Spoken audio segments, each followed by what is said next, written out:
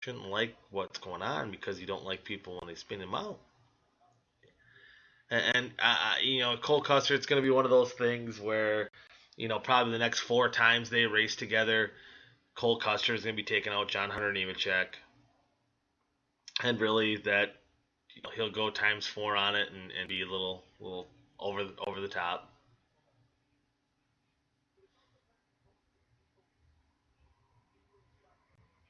But anyway, moving on from that, kind of seeing the field for Bristol, maybe not quite as bad as I thought.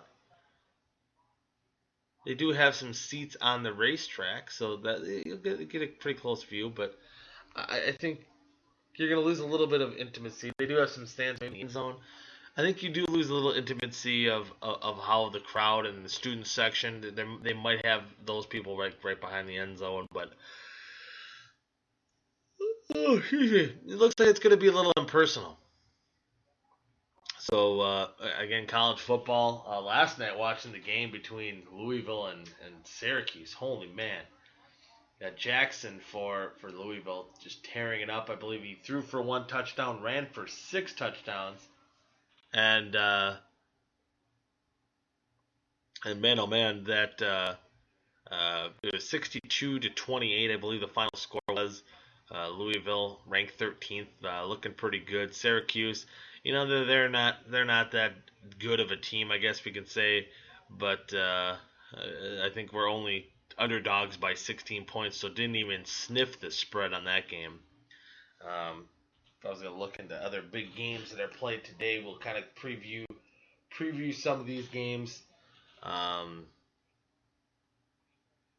as we kind of did last year too, especially when Rudy wasn't on, doing a lot of these shows by myself. We'll just do a lot of the kind of the pick'em style, and with college football, we'll do the kind of the more prestigious events, and then we'll move on to some of the things that will happen tomorrow in the pro football series. Man, not a whole lot of crazy big games today. This is, after last week, and you have a lot of the upsets. The Wisconsin Badgers. We can talk a second about that before I look up big matchups we can predict. But Wisconsin Badgers beating LSU. I didn't really think they stood a chance to win that game. Basically Dave Aranda's defense beat Dave Aranda's new defense. Um, I think that the team is the Badgers are going to be maybe a little bit better. I know it's LSU. You know, uh, it seemed like in the media was getting a lot of crap for maybe them losing the game, but I think people maybe underestimated how good that defense is in Wisconsin, and really probably should have won the game furthermore. And I think you just look at that last drive when they threw that interception and think, well, LSU had to lose this game, but I think they really kept the LSU in check. Leonard Fournette. I think the Badgers played pretty well. They kept him to 130 yards, which again in college football, I think that's pretty good. It's kind of like the Adrian Peterson effect. He's going to gain his yards. You just have to keep them in check. Um,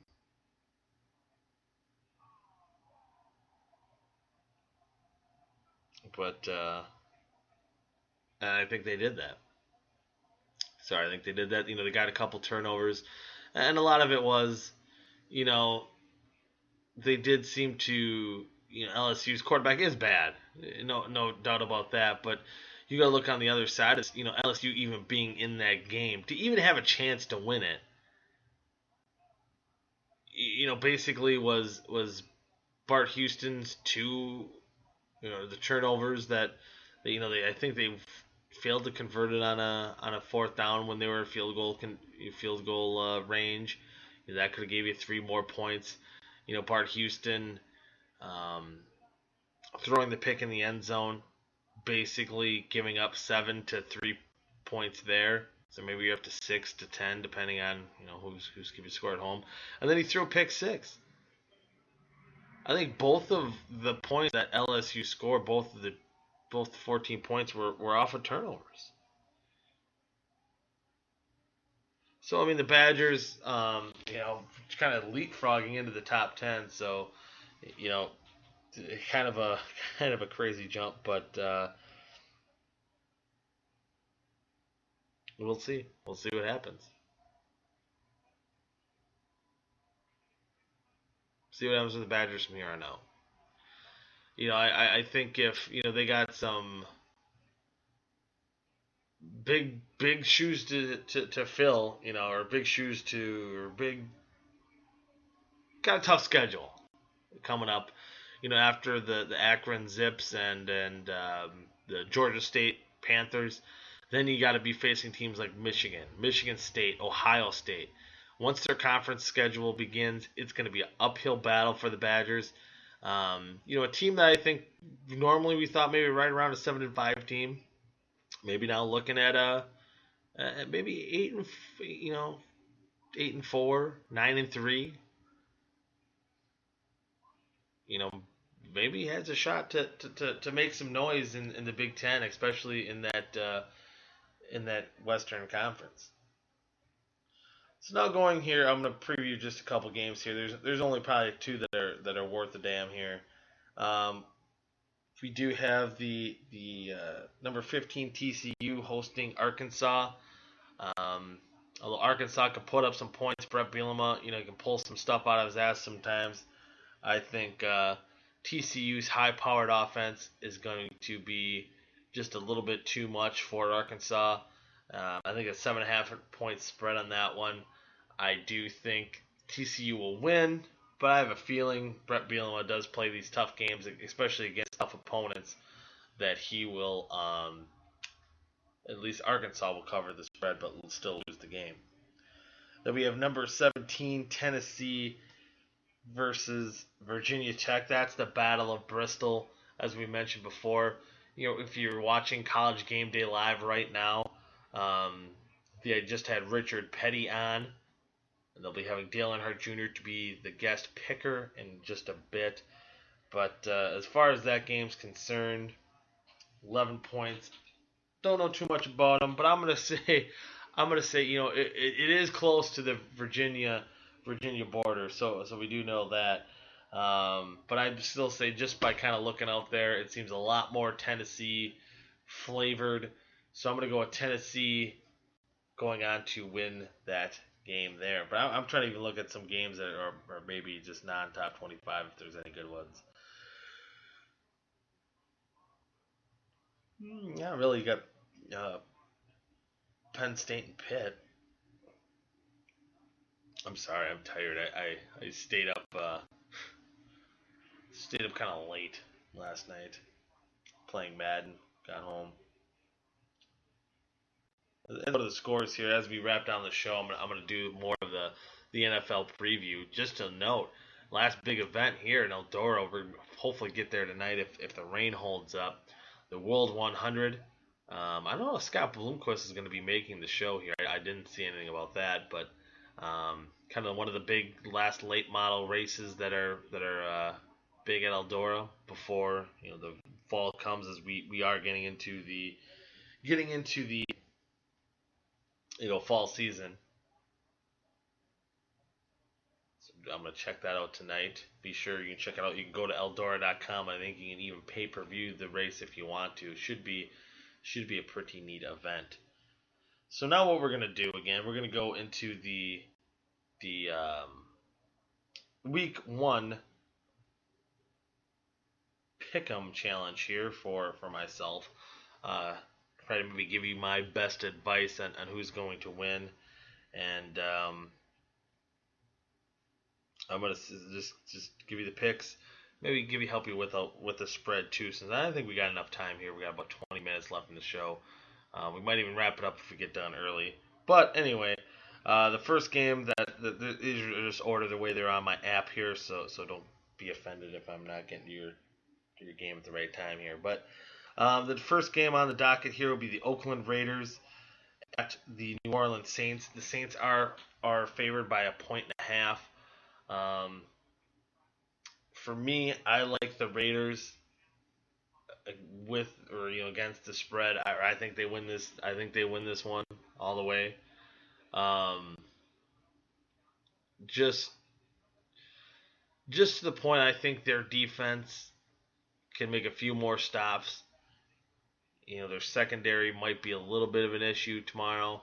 Um, but I think the Khalil Mack they can stop the run, and Saints I don't think have much of a run game anyway, and it's gonna be I think it's gonna be a little bit higher scoring of a game, but I like the Raiders defense better than I like the uh, the Saints defense by far. It's a bigger gap. You want to say on the flip side, you like the Saints offense more than you like the Raiders offense, but the gap between the two, I'm just kind of doing that one.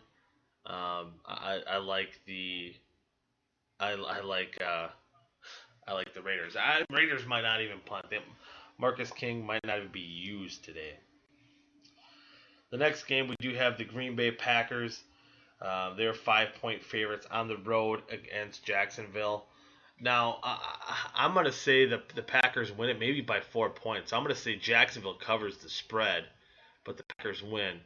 I know that, this is that point where, the Packers are waiting for. Jordy Nelson's back. We're going to be that same exact offense that we were back in 2014.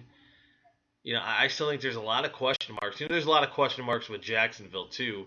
Their defense, has moments but still slips up. Their offense, usually has to work from behind a lot too, which maybe gets themselves within four. But I also think with as far as the Packers are concerned, we might see a little bit more of 2015 at first until we see more of maybe that 2014 offense. And until Jordy Nelson gets back in the swing of things. I know Jared Cook will help a lot, even when Jordy Nelson's not at 100%. But it's usually maybe a little bit of a process, kind of getting the bugs out. You're playing for it. It's going to be a little bit hotter. I still think they do get the win, but again, not covering the spread. Defense, if they can stop them on Chris Ivory, T.J. Yeldon, that's going to be tough for, I think, the Packers to do as well. They don't have that much depth. They don't have that much experience on, the defensive line and the linebackers. So it's going to be interesting to see. But I think once it comes down to the point where the Jacksonville Jaguars need to throw the ball, I do like the Packers corners. Hopefully they can get a pass rush, with Clay Matthews and Julius Peppers that they can get some heat so the corners aren't covering all day. Next game is going to be the Cleveland Browns at the Philadelphia Eagles, and the Eagles are favored by 3.5. I'm taking the Browns all day on this one to cover the spread to win the game outright. I know a lot of people are down on the Browns that they have the worst roster, which I don't think necessarily do. I think the Eagles might even be in a fight for that one. You're starting Carson Wentz off a guy who's hardly played any preseason action. He's been out with an injury. It's going to be interesting. I think RG3, he could not be as bad, maybe be more mediocre than maybe people think. I think this Browns team's bad, don't get me wrong, but maybe not as bad as you think. I think the Eagles are a team that's doing the right things compared to what they did last year in the Chip Kelly era. That they're going the right way, but they're not going to be good this year.